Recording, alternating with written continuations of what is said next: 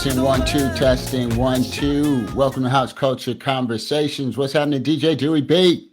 What's up, DJ DLott? Merry 2022. Yeah, indeed. Happy New Year. We haven't had a chance to catch up, and what a wild year it's been so far. We are 20 plus days into it. What, 22 days in already? It seems like the clock just struck 12 for New Year's, but it's off and running. Yes, sir. Yes, sir. Yeah. So everything good on that end, health wise, otherwise. Everything is great. Cold as fill in the blank. Cold as fill in the blank. Oh man, I love to have that conversation because every time you say it's cold, I'm like, I'm gonna complain that it's cold. It's about 60 degrees in Florida right now, so it's definitely some Arctic air coming through. But we're gonna be okay down here. Oh yeah, you in a good place. Well, tonight we're gonna have some fun. We've got our guest, Mr. DJ Terrell Byrd, that's gonna hang out with us. I think it's gonna be a great conversation. Without further ado, let's bring him on. What's happening? What's happening, DJ Terrell? What's up? What's going on, DJ Lott? What's up, DJ Dewey B? How you brothers doing today, man? We doing good. We doing good. It is so good. Happy New Year to both of you gentlemen, man. Happy New Year. I hope it's prosperous and keep your health going, man. Absolutely. It is good to see you. How are you doing in this world of COVID and everything? How's your family doing? You know, everybody's doing great, man. Luckily, we haven't been touched by it, and that's all by blessing. And I know some families that have, but at this moment, man, we have been very blessed to be at a minimal with anything with COVID. So I'm just happy about that because I know some family, some friends that have lost countless family members. So we just try to stay safe and do the best that we can and just move on with life, man. This is the new norm. Hey, I feel you. Hey, and thanks to everyone that's starting to join in and listening to the conversation. We appreciate you guys so much. It's going to be a great conversation. Tell the folks a little bit about you, where you're from, where you went to school, all that good stuff, so they get to know a little bit more about you. Man, I am born and raised right here in Chicago, 1970s baby. So we hit that mark of 50 and 20. I went to Peabody Elementary. I went to Von Steuben High School, Wells High School, Harold Washington, Kishwaukee. So I've been born and bred in Chicago. I moved away um, back in, I think it was 98 to the East Coast. I was over in Maryland and DC area. But I'm back at home now. It'll be 2 years next month that I've been back. Wow. Well, hey, it's a little cold up there, but it's no place like Chicago, as I like to say. Well, Maryland's not too bad, man. We didn't get too much snow. It didn't get too bad, but you had your moments. You had to be careful. So Indeed. Now, when did you get into the whole DJ and house music? Tell us a little bit about your history there. to be totally honest with you, man, I remember being a junior in high school, and they used to let us bring our Technique 1200s and a little realistic Newmark mixer in there, and DJ during the lunch break. We used to dabble a little bit, and just did stuff in the neighborhood because there's a few guys in the neighborhood that played as well. But we had our own little group, me, my brother, my boy Tommy, his brother Anthony. So we kind of like put our little money together and bought stuff. But I had to phase away from that. Yeah. What are a couple of your favorite memories of house music back in the day? Man, being at places like AKA's, the Bismarck, the Warehouse. I had an opportunity to play at the Music Box a couple of times, which was fascinating to me, thinking about all the great hands that went through there and played. Um, Going to Medusa's and hanging out with Lil Louis, man, and hearing him banging the box and Bismarck Hotel and stuff like that, man. That was my joy. That was it. It was the music for me. It was all about the music. Yeah, and I tell you, what do you think about the evolution of the music? I mean, there's a proliferation of the music. As I've kind of started filling my crates again with music, it is just amazing how much music is out there. What are your thoughts about that? House music has went into so many different angles. It is ridiculous, and there's something for everybody within different genres. You got your beat tracks, you got your deep house, you got your neo house, you got your soulful house, you have your Afro house. So with the expansion and the growth and the different avenues it's taken, it's giving opportunities for other people, not just in Chicago, but in other parts of this world to be able to attest to that. So I'm really digging that. It's pretty cool, but I'm always gonna be my classic type guy. I'm always gonna be the Chicago stuff. That's what's gonna move me more than anything. But I Hey, like the way it's going. Daryl Mellow Man said, "What's up, fellas? What's up?" Tell him I said what's up. That's it. That's it. He hear you. You can talk directly to him. He hear you. What's up, Mellow Man? How you doing, bro? Thanks for joining, man. That's for sure. He is a friend of the family and a Okay. talented DJ at that, for sure. Oh Now, yeah. okay, DJ Dewey B, you heard him. He said it's about the Chicago stuff for him. For sure, for sure. You know, a lot of times Lil Louis don't get a lot of publicity, and he was groundbreaking in this house thing. And you should probably talk about that a little bit more there, Mr. Byrd. Man, with us going to Medusa's and going to the Bismarck, that's what we looked for was Lil Louis because you was like, okay, what track did this fool create this time? What did he do now for us to want to hear? Like when French Kiss came out and he dropped them BPMs and took it all the way out and went to a vocal and increased it step by step. That was mind blowing to us. We was like, oh wow, ain't nobody did that. That's dope. I mean, I can remember the first time I heard it. You know, it was just the stuff that he was creating and putting out there that had us going, that was just unreal to us, man. It was unreal. I know Frankie and them, they did their thing and all those other guys, but more in my timeline was that Lil Louis dude. That dude used to just create stuff that we would lose our minds over, like war games and when you look at Blackout, the two edits that he did of that was just sick to me. I mean, I still listen to that, still to this day. So I got to give big ups to him, man. That was my guy, man. He played a lot of good stuff back in the day, and I remember when Dance first came out by Earth People, and he was playing it at the Riviera, and he had a dude off to the side playing the sax right along with the track. Blew my mind. I was like, oh, you can't get no doper than that for me. So that was the thing, man. That was the thing for me. Now, Dewey, what about your thoughts on Lil Louis? Uh Oh man, oh. he created the scene, brother. I'm not gonna lie to you. I mean, Ronnie, Godfather, Frankie, happy birthday, Frankie, Yes, sir. Godfather. But Lil Louis put us on for sure. He put us on another level. Took us Right. to 10 City, Lil Louis put us on another level. Steve Hurley put us on another level. These are you can't even explain how much they mean to us. Yeah, I mean, I'm not gonna sit here and say, "Oh, I heard Frankie Knuckles play," or "I heard Ron Hardy play." That was just a little bit before my time, so I couldn't get no marathon parties and stuff. So Lil Louis was at that turn for me when I was able to start kicking and hanging out. Him and Gene Hunt and Ferris Thomas and Armando Gallup. Those are all the guys. Mike Dunn's and the Terry Hunters. Those were in my area. I know those guys came before that, and they were also pioneers to the guys that I'm talking about. But I'm not gonna sit here and lie and say, "Oh yeah, I went to such and such and saw Frankie." No, I didn't. I Yeah. didn't. I'm And just gonna keep it you real. you bring up a great point about house. House started from talking to people like Jesse Saunders, who's we've had on the show, and a Mhm. couple others. They talk about the late 70s. They talk Mhm. about 78. They talk about 79. They talk about 80. And Mhm. they say this thing didn't just pop up in the late 80s. This thing was evolving. We had Kirk Townsend on the show, and he talked about that. He said, there were before Frankie and before, Ron, there were some people bringing up that party scene. And it's interesting in those little windows, those 3 to 5 year periods, there's Mhm. different eras, so to Mhm. speak. And it's just what you're saying. Like we came out in 84. Mhm. So it I was was the people 14 at 84. Where was I going? that. Exactly. So then when 88 came around, you had, what was that? That was Vince Adams' era.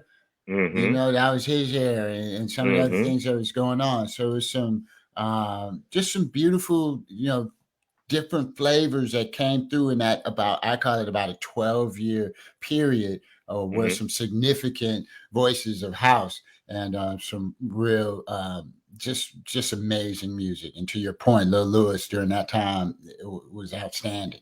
Oh, for sure. Outstanding. For Yeah. sure. I mean, I would go to places, man, even when I caught that itch to want to learn how to DJ and get better, because I actually went under a wing of a guy from the neighborhood that I'm gonna shout out named Johnny Williams. We called him Lemon, and he was the one that really took me under his wing and gave me the mechanism. And I went in one day and came out a whole different animal. You know what I'm saying?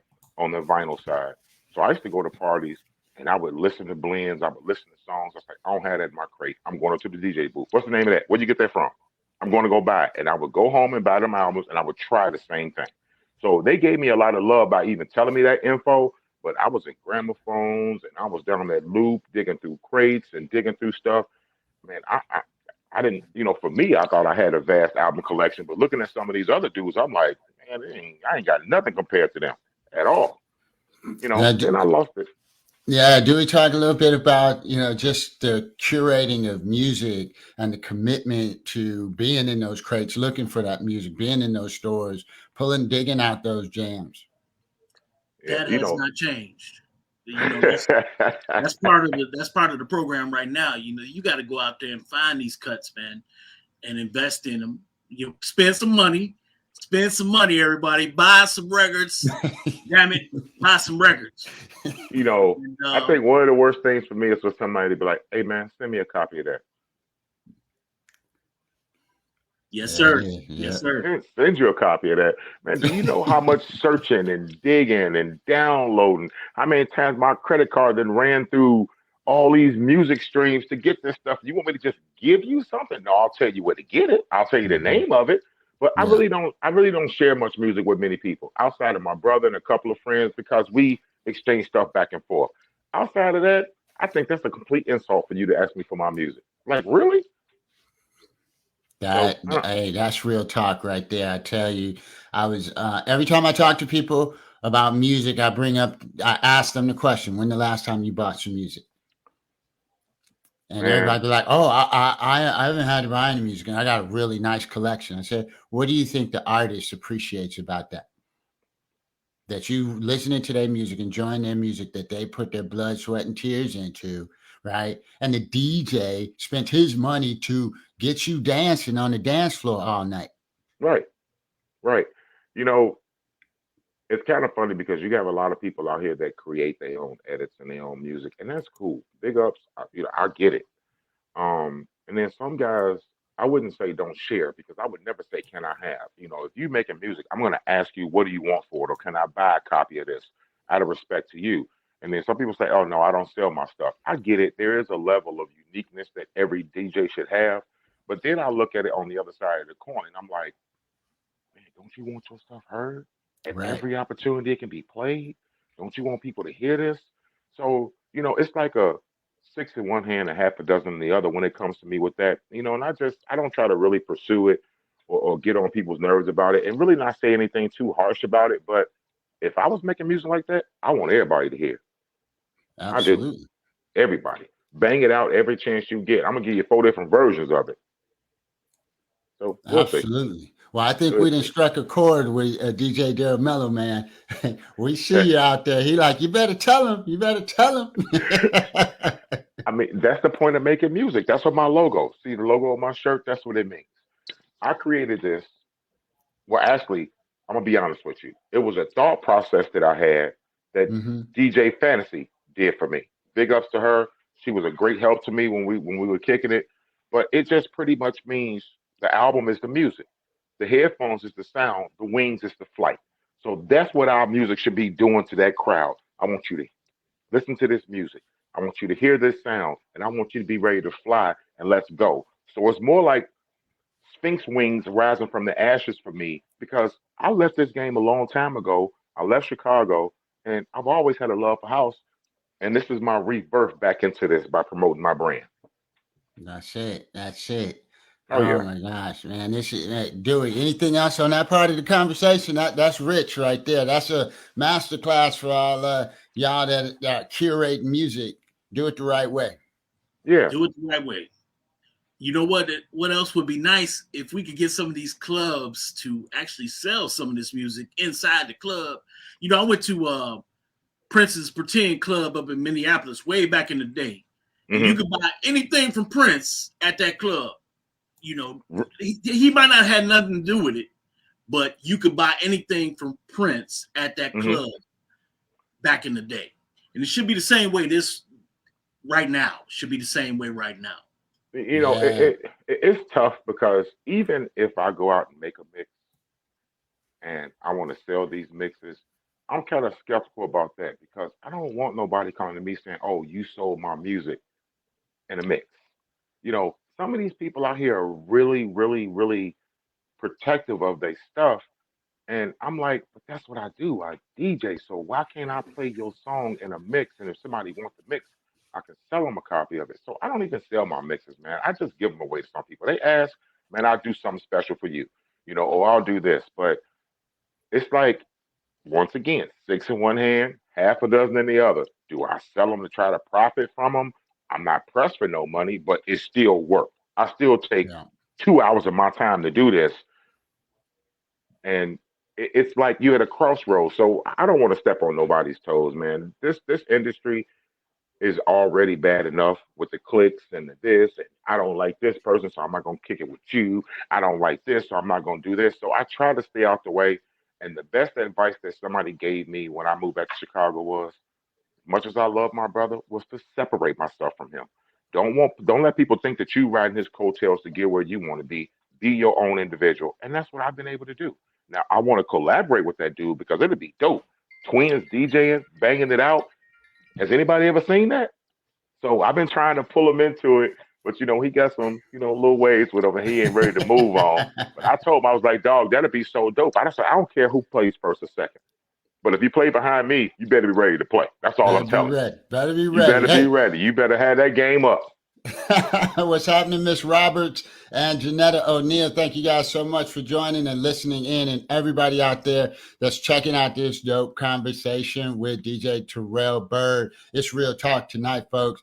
Put your comments, questions in the chat, and we'll try to address them as we can. I had a question for you, though. I'm listening.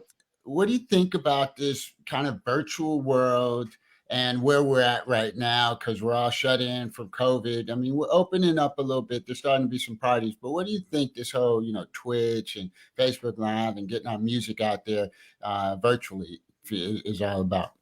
It's very saturated. You got some big names out there that do their own thing. And you have a lot of big names that don't. They give people like myself and a few others an opportunity to shine. All that I'm going to say is if you go on Facebook Live or Twitch or whatever you go on and you play your box, you better play it well. Play it well. Play it hard. I think it's a great idea. I think it's a great mechanism if you can't get into spots because of COVID for people to hear you because it's a platform. But just play well. You know, practice before you go on there and and you do certain things. Just make sure that you are in order and ready to go. Now, I'm not saying that everybody's going to be a perfect blend artist. Everybody Yeah, make mistakes. Everybody did. The point is, can you recover? Can I yeah. fix it? That's the point. But I love that Twitch world. You know, I just really got into it with Ty Harvey with the Dungeon series on Wind Down Wednesday. And it was kind of funny how that came about because I met Ty through a friend of a friend. And I was DJing in this friend's yard. He walked up to me when I got done. He said, "Hey man, would you be interested? Can I cuss on here? Can I, I'm just asking, can I cuss?" Tasteful cussing. Okay. I told Ty, I was like, man, I don't F around with dudes. I ain't looking for no clicks. I'm not interested, blah, blah, blah, and just walked off. Then it came back a couple of months later where our paths crossed and I'm in Ty's house and I'm doing this wind down Wednesday. I didn't remember him. So after I got through playing, he was like, dog, you don't remember you told me that? I was like, my bad.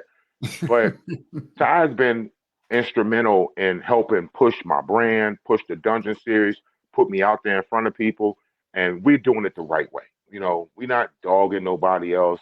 You know, he's done some really positive things, but I'm using it as a platform to promote my brand, myself, the way that I play. But it's been great, man. I mean, I've been having fun on Twitch, and I've been learning to interact more with the crowd, which gives you more feedback. So it's the bomb, to be honest with you. I love it. I love it. Dewey, your thoughts on some of Terrell's comments? And that's the way to be, man. You know, it's about supporting each other. Go to somebody's site on Twitch that's got 10 viewers or whatever.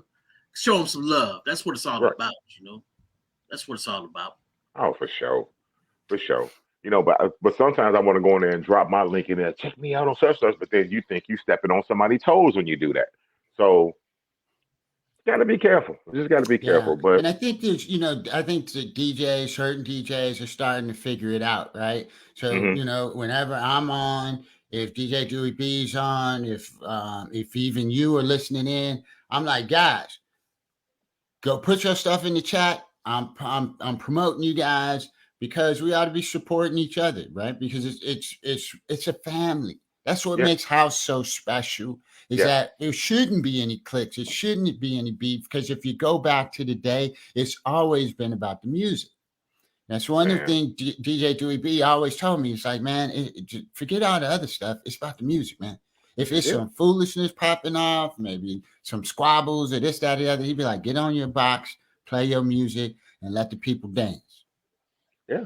You're absolutely right. That's my thing. It's always been about the music. It's been about the fellowshipping. It's been about let's have some fun. Let's go. Let's do it. But when it turns personal for me, I'm walking away. Like I said, I'm fresh back here after being gone for 22 years.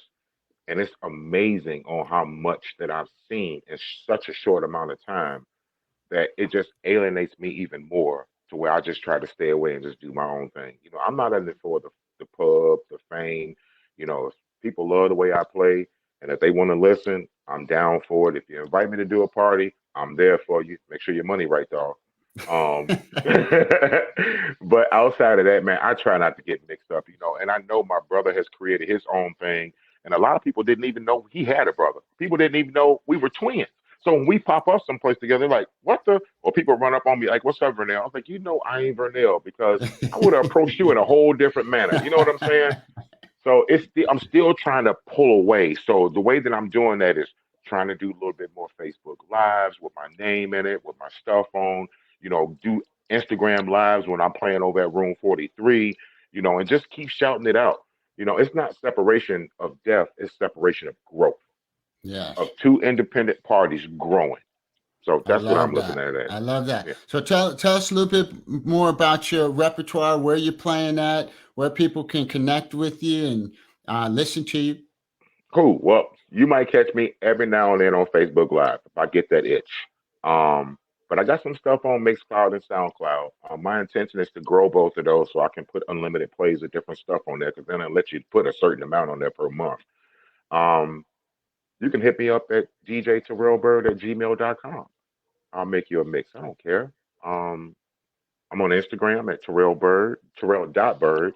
I'm on Mixcloud and SoundCloud as DJ Terrell Bird or DJ T Bird.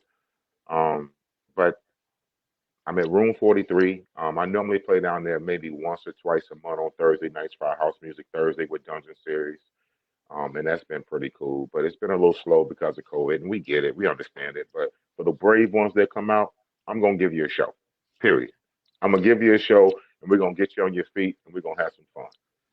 And Okay, well, I go ahead. do Wind Down Wednesdays with Dungeon Series on Wednesdays, probably a couple times a month. So the flyers will be advertised on Facebook and Instagram when I'm on. So if you guys get a chance, man, come on, check it out. Check it out. We have a lot of fun.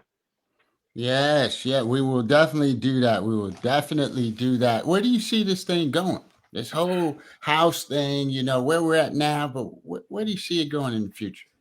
I'm ready to blow y'all mind. Now, I'm not going to name particulars, but I just can't see certain people at 65 and 70 years old, namely myself, out here still playing. Half that crowd is not even going to be around at that time. So what do we do? So I'm going to drop a little knowledge on y'all, a little sprinkle. So here's what I'm looking at doing, and I'm just releasing this to you guys because I've already talked to a few other people, but I am looking at trying to start something called the Introduction to House. So basically, we have all these newer R&B edits like the Usher and Her to try to saturate it into this 25 to 35-year-old market with the house beats behind it, and then transition the older house with it to get them more familiar with it. Because all they want to do is listen to people that say yah yah yah and they rap. Like, what was yah yah yah? You know what I'm saying? I want to get them to the point to where they can embrace this, because we have to carry this thing on. It's been carried on for so long, and you see the dwindle down because of the age of the people that's in the spot. I haven't seen a 25-year-old at a house music party or in the park. I haven't. So how do we get them attached to this vibe? How do we get them attached to this culture? Is by introducing it to them the right way. These kids ain't gonna listen to Gloria Gaynor. They're gonna be like, "Oh, what's that?" But if I break out a Usher cut or a Gambino cut or a her cut with a house track behind it, it's a sing along for them. So then I'd be like, "Oh yeah, there y'all go," and you string them along, and then you start playing a little bit deeper stuff, and they already engulfed in the beat. Then they'll start embracing the lyrics. Because music for us was, you heard every instrument, you heard every lyric, you heard every background singer. There was no fluff words in music back in the day when we was growing up. So that's why our appreciation comes from with music. And I just think it's a different beast, and we have to introduce it to them, man, or it's going to be a dying art. I know in South Africa and all them other places, you got young cats over there that's banging it out. But we ain't talking about that. We talking about the Mecca, the 606, the 773, the 312. This is where it came from, baby. We got to keep it Indeed. alive. Indeed. We have to. Hey, DJ Dewey B, your thoughts on that? DJ Terrell Byrd is totally correct. We got to present it to the youth, and the youth have to accept it and bring it on to the future. That's what has to happen. Mm-hmm. Yeah, I love that approach. And I mean, I pick up now that there's a lot of people kind of doing remixes off of some of the current music. But I think, to your point, making it a conscious effort to build some of that into the repertoire to bring them along and find a way to connect. I think that's pretty powerful. Well, it has been an amazing conversation. We appreciate you so much for stopping by. DJ, do we be any last words? Buy some records. Well, man, I am truly humbled that y'all even invited me on this, man. Thanks for looking out. I want to send a shout out to my boys in Dungeon Series: Ty Harvey, Stevie B, Steve Cozy, Mr. Magoo, DJ INC, Paulie Paul, Skyline Sean, my little big sister DJ Breathless, and my boy D Scott. We trying to do some big things and transition things, but I respect y'all. Hey, put y'all stuff out there so I can check y'all out, man. But thank you very much. I am truly honored, and much love to y'all, man. Much success. You bet. And the replay will be available out on House Culture Conversations. So don't hesitate to push that out, share it so your fans can get connected with it. And as you move along, stay in touch with us. Come back, bring your crew, and we would love to hang out. You are quite the professional gentleman. And man, you really spit some knowledge on this topic called house and the music and the culture. So we appreciate you so much. Hey, DJ Dewey B, you ready to fire it up? Ready to go. All right, DJ Dewey B, twitch.tv/DJ Dewey B. Let's go. Peace. All right, y'all have a good night. Peace. All right, peace.